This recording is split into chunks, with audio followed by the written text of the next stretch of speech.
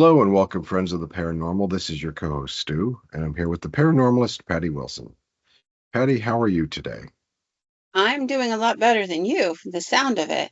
I'm just a little bit under the weather, so I'm going to talk as little as possible, and I'm just going to sit here and, well, I can't really look pretty, but I'll just look as I am. How's that?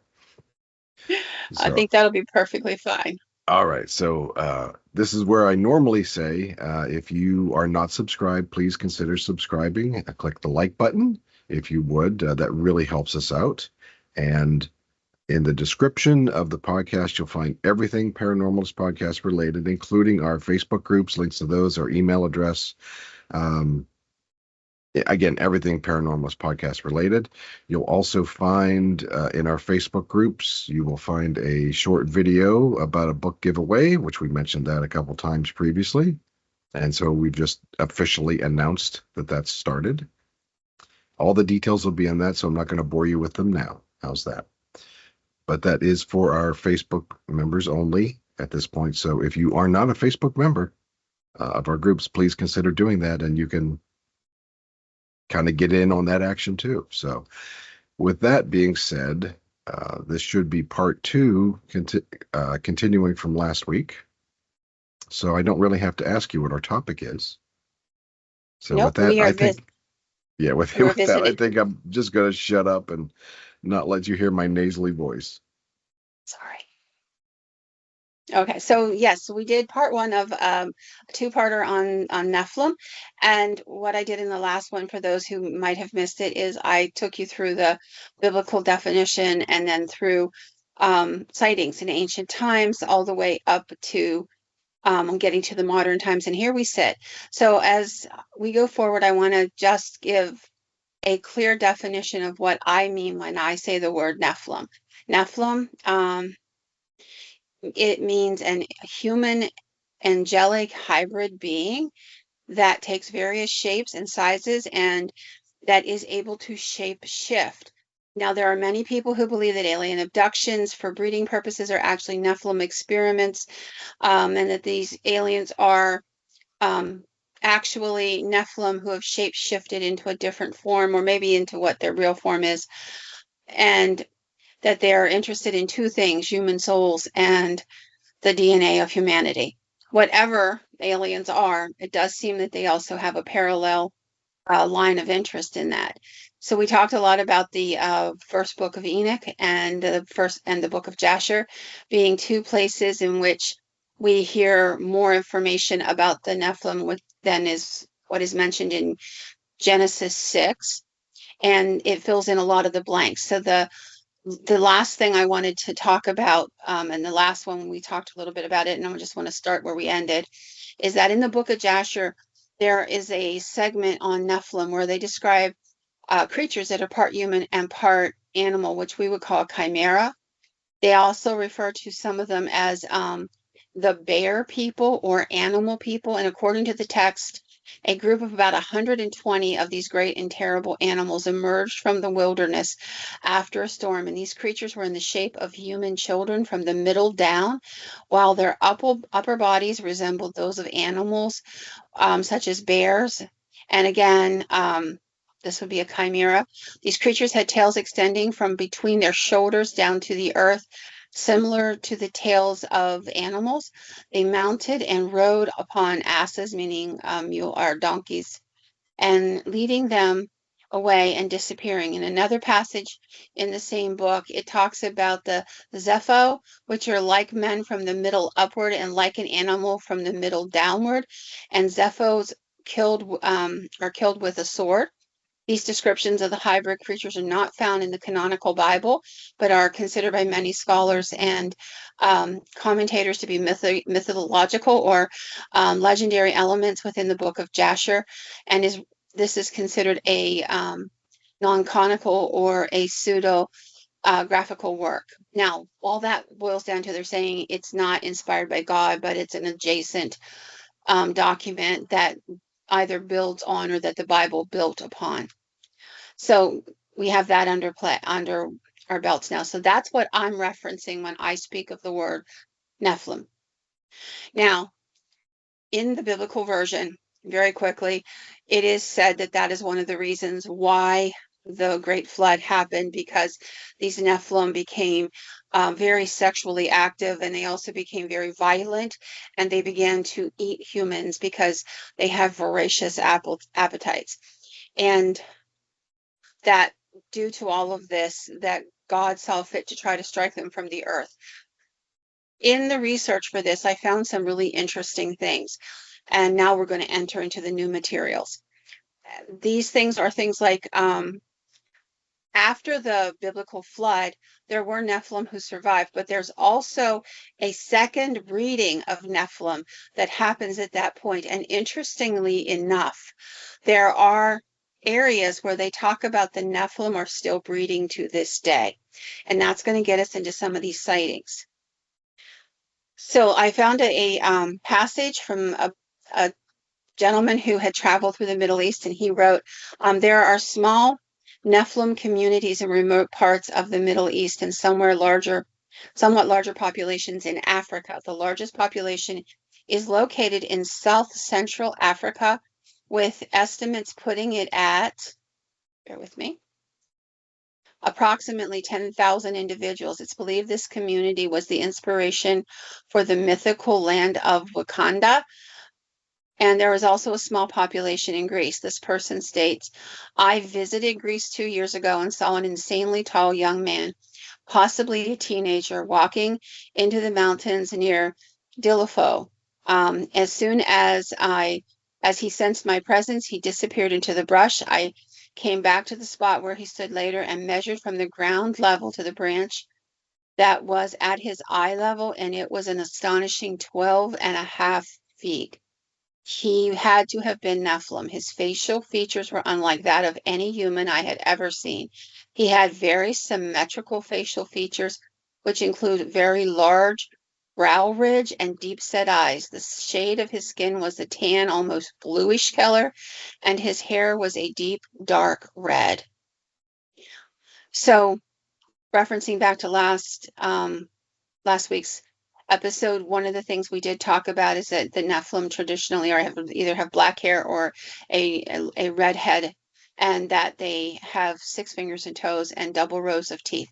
So at least the hair color and what have you made sense. And the coloration, which was interesting to me, because if you go into the writings of modern day scholars on this subject, they will tell you that the Nephilim, there's actually a book out there written called The Nephilim Were Clowns. And it talks about how they had different colored skins, and that people would paint themselves to mimic the Nephilim, and that's why they would paint their faces with these bright and garish colors. It's an interesting book, and I highly recommend it if you want something that is really going to challenge your thought process on what's going on this planet. But that said, there's also another thing that's going on in particular the Christian community, and I wanted to talk about it. So there's a belief that we have, as they are hybrids, that over time some of the Nephilim bred with humanity over and over again, becoming more human-like once more, but not completely human, because obviously their DNA would be altered by the fact that there's angelic. And as I wanted to cover that real quick and then move on to some encounters.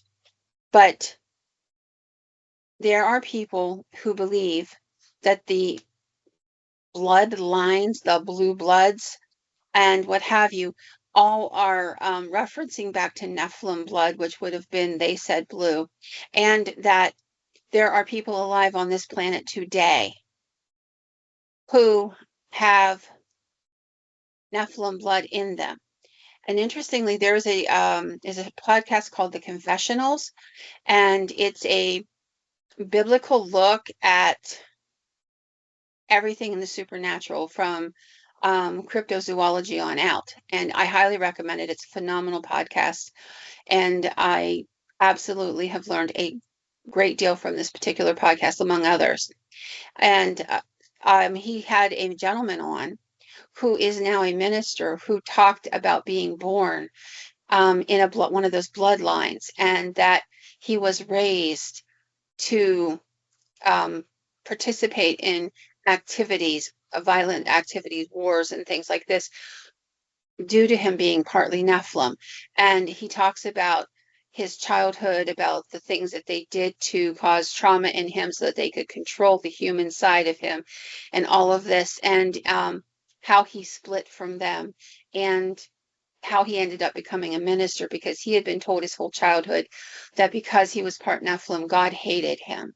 And there's actually, believe it or not, a very small underground of ministers who are trying to do rescue operations on people who have Nephilim blood in them, to let them know that you can still access God, that God did not shut himself off from the children who had no choice.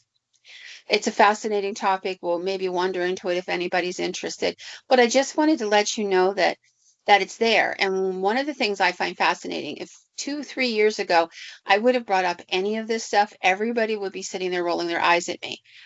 But they're not today. Like, there are literally dozens and dozens of podcasts out there. Gary Wayne, the gentleman who did the book, The Nephilim Are Clowns. And there are lots of podcasts like The Confessionals, Blurry Creatures. It could go on and on and on for days. Literally, there's that many. And they're all talking about this. And they're talking about this because they are talking about the end times. And for those who are not religious, that's supposed to be the times right before Christ comes back and collects the church, the remnant of the church. And they're referencing back to there's a passage in the Bible that says, as they were in the days of Noah, meaning right before the flood, the sin, the sexual immorality, the violence, the whole 9 yards. That it will be as that again, and the Nephilim will rise up as part of that. And that brings me to where I wanted to go from here. So I spent a great deal of time gathering stories. And I have to tell you, it's not easy. I don't like AI at all, because AI likes to tell me things like, there is no valid information on the subject of Nephilim, blah, blah, blah. And I get that. And I can't tell you every single one of the stories I am about to tell you are 100% true, but they all fall within the bands of what might be a Nephilim. And I want to share them. Now, I'm going to start with some of the most specious, meaning the ones that I have the least faith in. But it's still an interesting story, and I followed it as it was coming to fruition, and I still have elements of it that caused me to pause, and therefore I'm going to place this story before you. In April of 2022, there was a young man from Canada by the name of Andrew Dawson. He had a TikTok and what have you. I think it was handle was like Andy Knapp, Capped, Andy Capped, Kapt. And he claimed that he had been in the Jasper National Forest, or excuse me, National Park in Canada, and that he had seen a figure on the mountain at the top. And to be able to see this figure from the distance he saw it and what have you, he said it had to have been very, very large. Like, we're talking 12 to 20 feet tall. And he videotaped it and he put it out there for people to look at.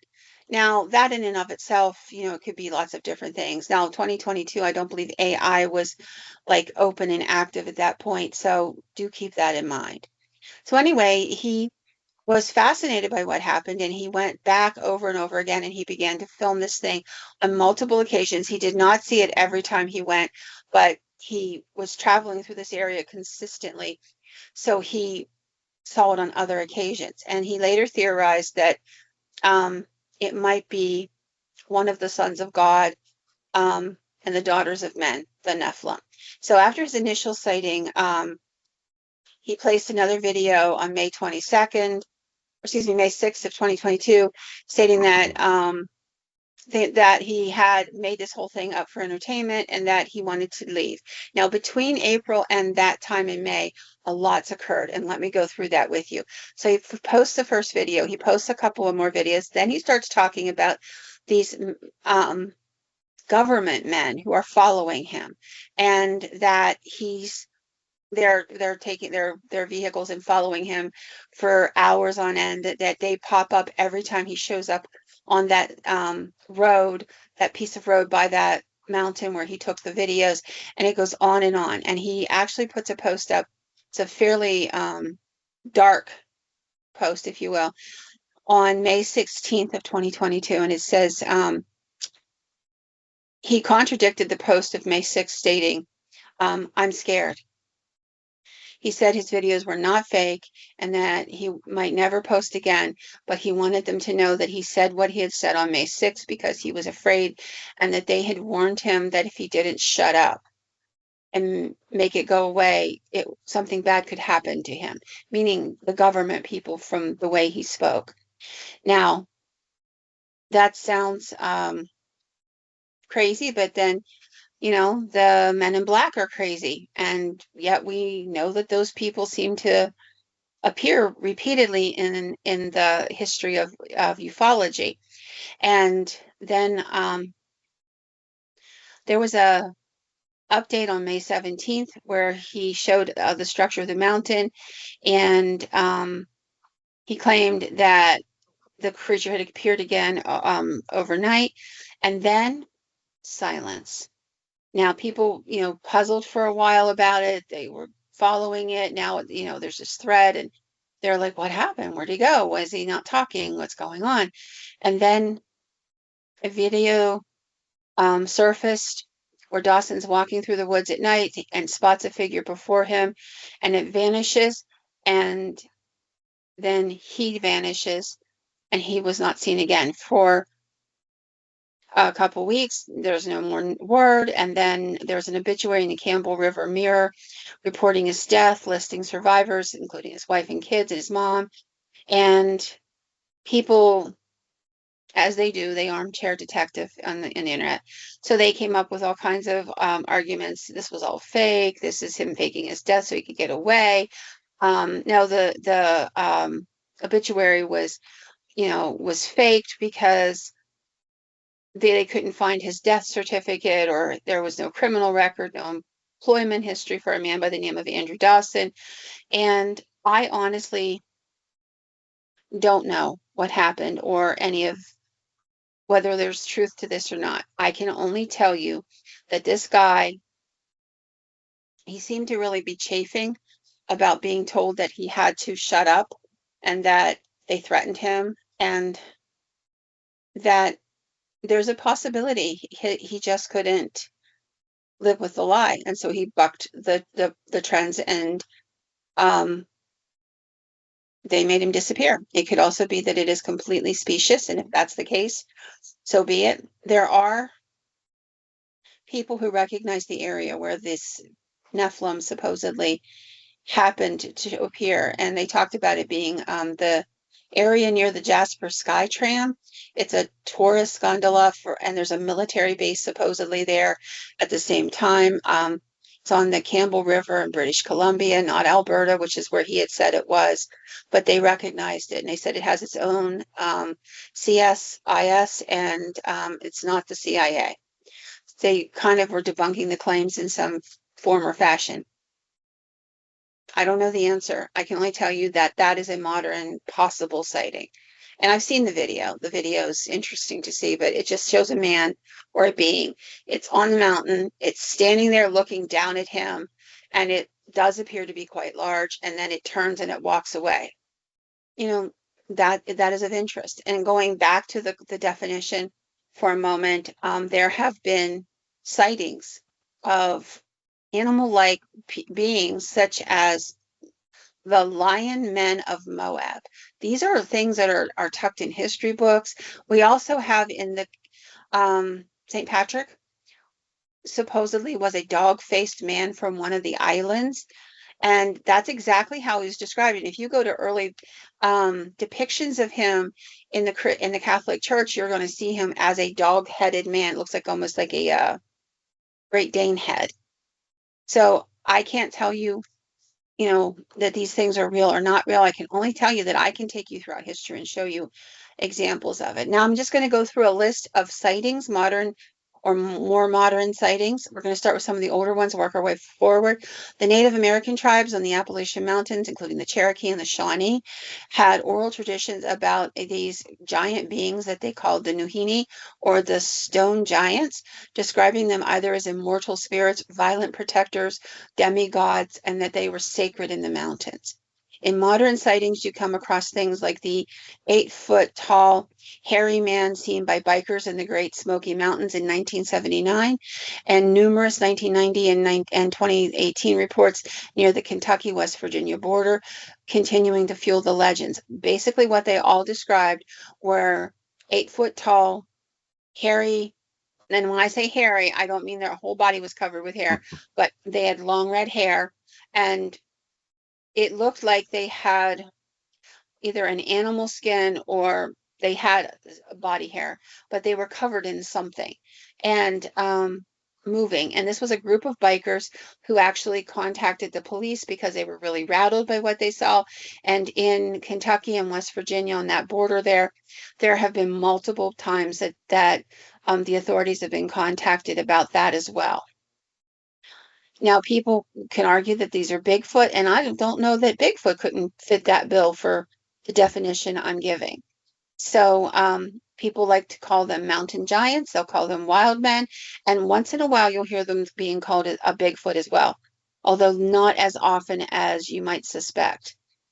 We did mention that in Papua New Guinea on the Solomon Islands, we talked about that a little bit last week, that there are lots of stories of 10 to 12 foot tall, muscular, thin bodied, long armed beings with long red hair that covers their entire body. They walk completely upright.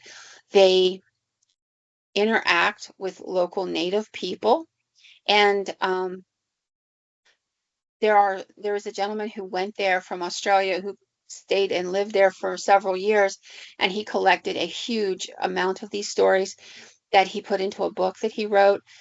There a ton of these stories that you can read, but I'm going to tell you a couple of the ones I found interesting. So when they were working on the Guadalcanal Island in 1988, there was a group of construction workers who had a bulldozer blade break, and they needed to get a new one. Now this thing is extremely heavy, so they decided that they would just leave everything sit. They would get heavy equipment to get rid of the old one, move it out of the way, and place the second one in the morning. When they get there in the morning, they find that this blade that's several hundred pounds, they couldn't move it by themselves, had been pushed approximately 400 feet into the rainforest, leaving behind it this what looked like human footprints, but extremely large.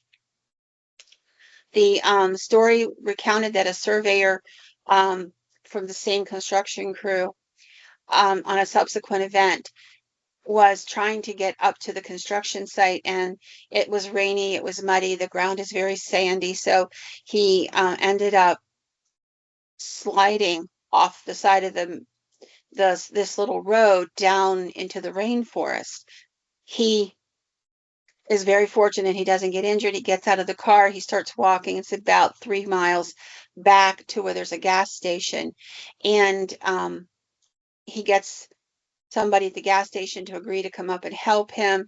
They're going to pull the car out using a tow truck. When they get there, they see two red-headed, 12-foot tall giants standing beside the car, and the car had been lifted from down in the ravine up and was placed back on the road. And when the tow truck driver paused, just stopped the vehicle, I can't imagine why, and they're staring in absolute shock and awe at these two large red-headed beings. The beings turned and looked at them as if, oh crap, they saw us, and then turned and bounded off into the wilderness, into the jungle. There are stories like this over and over again in that area. So I wanted to share a couple of them. And this is also an area in the Solomon Islands where in World War II, the Japanese soldiers stationed there would report multiple times to their superiors that they saw humanoid beings 10 to 15 feet tall, who were aggressive, who were resistant to bullets when they shot at them, and that they were cannibalistic. Now, that's interesting because when you read the stories from this gentleman who collected the stories, they're either really, really nice to these people, depending on the situation, or they're very, very unpleasant, and they'll kill people. So this is what the Japanese were saying, is that they were killing Japanese soldiers and taking them off and eating them. Mm. I just thought it was a really interesting story. We've got multiple, people who have had sightings. And some of the sightings, by the way, in the Solomon Islands and what have you, are all the way to like 18-foot tall beings, which is amazingly tall.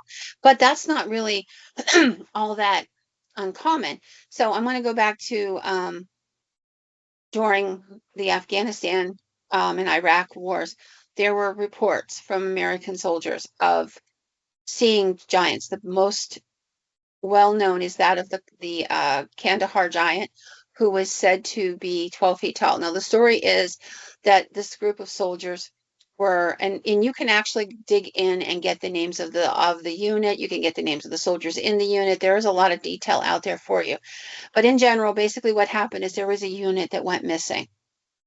So this other unit was called up, and their job was to go in there and see what they could find because they weren't sure if they got captured. They weren't sure if they had been ambushed. They just knew that they had gone radio silent. So this group goes in, and according to them, they came to this cave, this area of mountain where there were some caves, and they were thinking there might be Afghan soldiers in the caves. So they were very leery of going in when out of one of the caves came what they described as a giant creature with long red hair.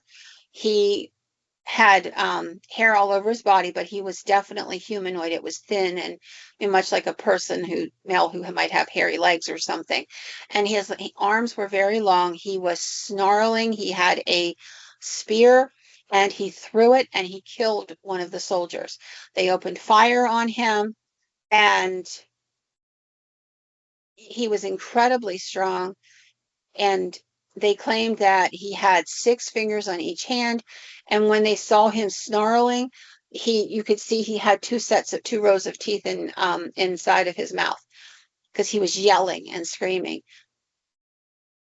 The story has persisted despite the fact that the United States military has tried everything it could to kill the story. So basically what happens anytime there's an incident, you have to do a report. Stu, I know you don't want to talk much, but you can, if you can, you have to write it down. Then the military looks at it, and then the military may tell you that, they need you to change something in it because you're not accurate, or they don't want it to be seen, or what have you. And this is what the soldiers who were in this unit said happened to them. They were told to write everything down. They did. They explained the entire thing about this thing killing one of them, about how they managed to shoot it enough times that they could catch it. It was taken from from that area inside the cave after it was removed. They found human remains and dead bodies. They did not specifically say they had military uniforms on. They just left it at dead bodies. And they claim that they killed the massive creature and it was airlifted out by the military. Now, no matter what happens, there are people who've come forward and said the story is true. It's very similar, however, in its own way, to stories of the Native Americans, the Paiutes that lived in Nevada. They talked about a creature very much like that you would find the bones of which were found in the caves at Lovelock. We touched on that last week. So anybody who's interested, just look it up and you'll see that there's lots of information on it. There were 3 of them found. They were inside the cave, so the hair and stuff was never bleached, so they could actually say that they had red hair because the color of the hair was still vibrant because they were laying in the dark of a tunnel. So anyhow, going into some more accounts, there is the end of October a year ago, There was a gentleman who goes by the name of D-Cell on the internet. He shared an account where he was driving on a road in remote Oregon where he saw what looked like a giant peering out of a massive stone door high up on a cliff, and then the door, which literally he describes as literally being part of the mountain, just shifted and shut itself. Um, Obviously, this could be a hoax. This is just his account. However, after he posted his initial video, he claims strange things started to happen to him. He said he was being followed by two, what he called military or government cars. He described them as white cars with nondescript. And then he said that because he believed that what he had seen was real, he had told friends about it. And he said, I returned with my wife and some friends. I wanted them to see what I saw. And we dropped off my friends, and my wife and I had to take off because the two white government trucks were following us, and they didn't see my friends get out because they were a couple minutes behind. So we took off up the mountain. We led them on a chase, eventually got away from them, got back down to where we had agreed to meet with our friends. They walked through the woods and were looking to go up the mountain and find whatever they could find. During that time, they and their friends, they recorded and video and audio taped everything. And he posted the tapes, and you can hear what sounds like crashing sounds of something heavy in the brush, thumping sounds, what sounds like a huge massive rock or something clattering down, and them reacting in real time. I don't know if this story is true or not, but what I can tell you is that the idea of mysterious doorways in mountains in coordination with these stories are not unusual. So let's take a couple visits to some of that. So in Kazakhstan, um, there is the Altua mountain range, and there's an explorer who was at about 6,500 feet above sea level, and these explorers would later state that they had approached a massive semicircular rock formation resembling a doorway, that it was over 40 feet tall, that the formation, they videotaped all of it, they took photographs of it, they posted it and said, we don't know what this is, but there was definitely something there. People have speculated that it's a portal, that it was a sealed prison, it was a temple. There was all kind of guesses. And but it definitely, whatever it definitely is there. And that is not the only such case. So in Oregon, there are, there's another such case where you find a similar rock formation was found on another mountain in Oregon. It was called a mountain door, is how they describe it. That it has been claimed that people have seen it open up, and that residents in the area have reported seeing a giant being peep out through that area. Like it's almost like it's a cave entrance, and it looks like stone. It's camouflaged like stone. It comes shut. There have been lots of inquiries about it over time, and local authorities and the sheriff say that that there are no road closures. People are saying they can't get up there anymore because there's road closures, or that there's large crowds. And they're saying, no, this is just a piece of the mountain that's eroding, and we don't have any road closures, although people have gone up and filmed that the road is closed. So I can't tell you why the road's closed. It could be closed for legitimate reasons. But the point is that there is something going on. So we're going to move on to another story here. Bear with me just a second. There is a place called the Gate of the Gods cut into the Peruvian mountains. And it is a well-established fact. There's photographs and an entire article published about it in April of 2025. There's a massive, to see it, it's insane. It's this huge doorway, and it was discovered in 1996, and it is about 23 foot tall, 22 feet wide, forming a T-shaped recess, stretching about 6.5 feet by 3 feet back, and it goes in, and on either side there are these vertical grooves carved into it, and there's a lot of speculation on what all these carvings mean. They're not sure. Different archaeologists say they might be Incan, but other archaeologists are arguing they're pre-Incan. And there are lots of Native American legends talking about the Gate of the Gods being on that mountain, and this certainly might fit that bill. There are people that go up and see it, and it looks like exactly what it is. It is a slab of rock that you can see has been cut, and it can be moved. There's a smaller door um, cut into it, but not completely through it, so you couldn't pass through the stone. And then these large carvings along the sides of it. It definitely looks like a large. If you could slide it over, it would be a large portal that would open. I don't know if it can be slid over. Nobody has made any attempts to open it that I'm aware of or that they've written about. I looked and did about 4.5 hours of it. Now, it's been mentioned on places like Ancient Aliens. It's just an insane thing. You're very welcome to go and look at it. In India, there was a group of tourists on the mountainside who filmed a giant, is what they called it. They taped it, multiple people taped it. You can find the video, and it just looks like a being, huge being. And it's going up the mountain, and it's so large that you can see that it's larger than the trees. And these are full grown, mature trees. In Utah, there was one filmed, it's a fascinating story. So they're blowing up this mountain in Utah to do construction. And in the video, they're filming because they want to film the side of the mountain collapsing.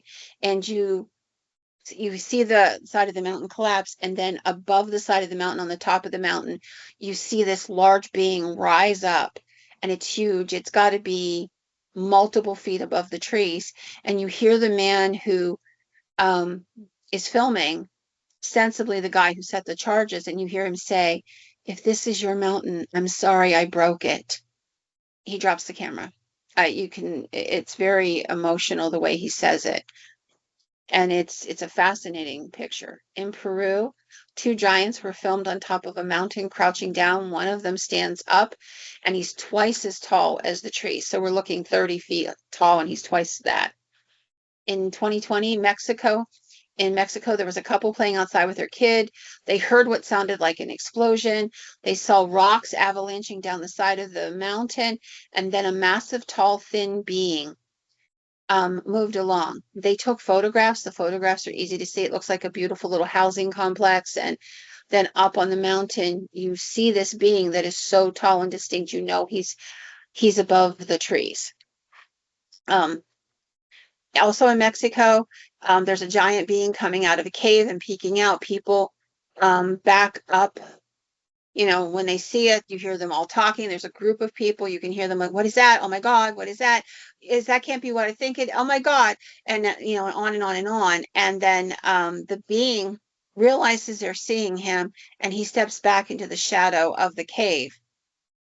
And then in La Blanca, Mexico, there's a giant filmed by the whole community. They're out having like a ball game and what have you. And there's a backdrop of the area is a mountain and cliff, and you see multiple videos of what they all saw.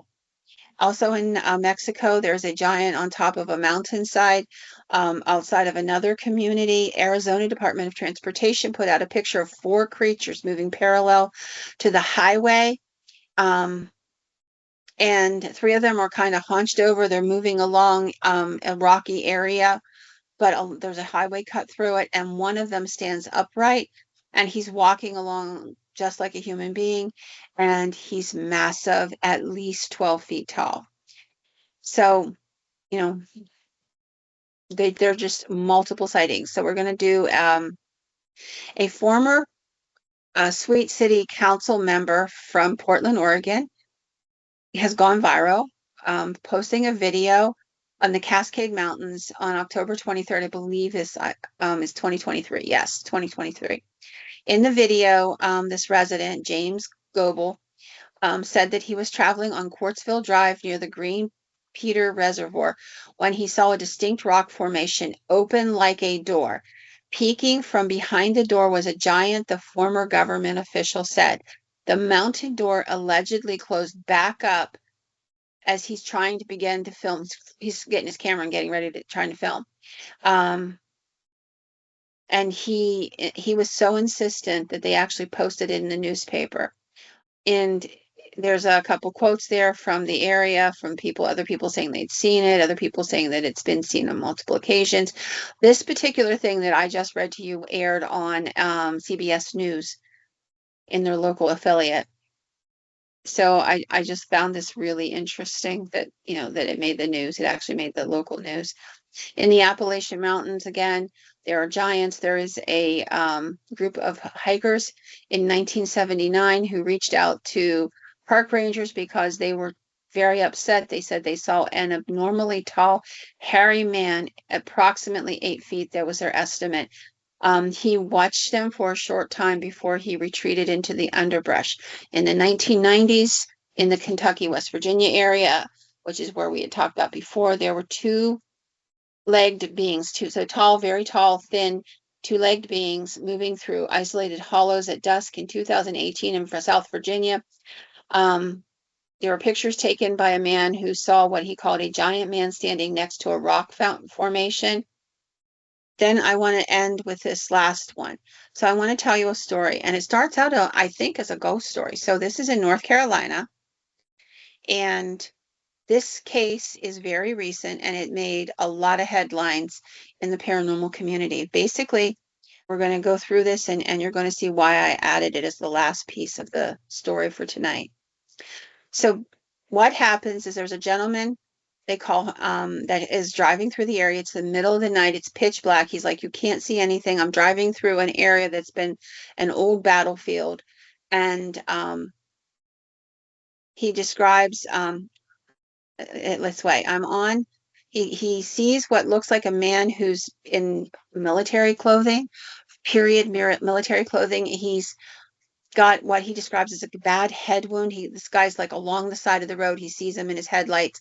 It freaks him out. The area's got lots of ghost stories about soldiers being seen there from the battle long ago and all of this. He's rattled, but he doesn't want to take the chance that this isn't a real person because he looks solid and real to him.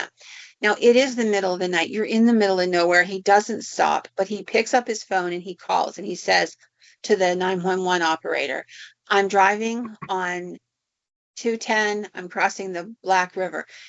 Stu, you have this from this point forward, correct? Yes. Okay, so I'm going to let you guys hear it because I want to hear what you think about it.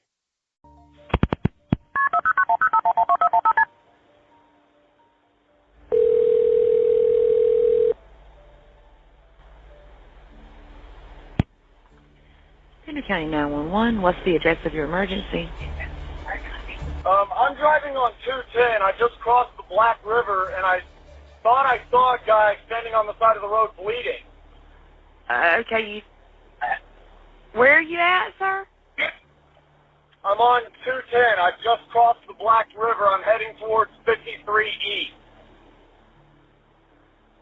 I just passed Patriots Watch. Okay, so you're over near Morse Creek? Yes. Okay. And did you saw a man standing on the side of the road?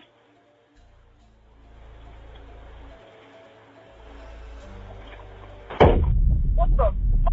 What was that, sir? That's not human! That's not human!